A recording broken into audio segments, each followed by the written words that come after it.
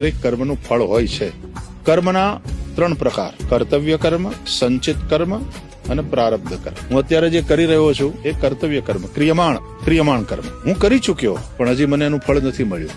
It will take some time. કેટલાક કર્મ તુરંત ફળ આપી દે, પણ કેટલાક કર્મને પાકતા વાર લાગે, એટલે થોડા સમય પછી ફળ આપે. પણ હું કરી ચુક્યો છું એટલે એ જમામાં રહે. એને સંચિત કર્મ કહેવાય. ચિત્ત કર્મ છે એનો સંચય થયો છે, એકઠા થયા છે.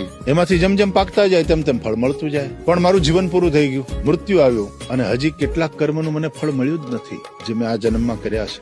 તો મૃત્યુ પછી કશું જ સાથે નથી આવતું, આ કરેલા કર્મ સાથે આવે છે. એના આધારે પછી એની ડેસ્ટિની તૈયાર થાય, એને કહેવાય પ્રારબ્ધ કર્મ. અને ડેસ્ટિની અનુસાર 3 વસ્તુ નક્કી થઈ જાય: જાતિ, આયુષ્ય અને ભોગ. જાતિ, કયા યોનિમાં કયા મા બાપને માધ્યમથી કઈ જગ્યાએ મને જન્મ મળશે, બરાબર, આ નક્કી થઈ જાય. પ્રારબ્ધ અનુસાર એ નક્કી હોય છે. બીજું, આયુષ્ય નક્કી હોય. પ્રારબ્ધ અનુસાર આ જીવાત્માને કેટલા આયુષ્યની જરૂર છે એ નક્કી હોય. અને ત્રીજું, ભોગાહા. ભોગમાં બંને વસ્તુ આવી જાય: કેટલા સુખ ભોગવવાનું અને કેટલું દુઃખ ભોગવવાનું. બરાબર. જાતિ, આયુષ્ય અને ભોગ, આ 3 વસ્તુ પ્રારબ્ધ અનુસાર લઈને.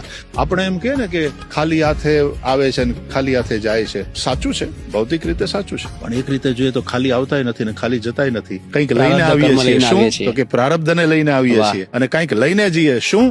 પેલા કર્મો જેનું ફળ નથી મળ્યું એ બધા સાથે લઈને જઈએ છીએ.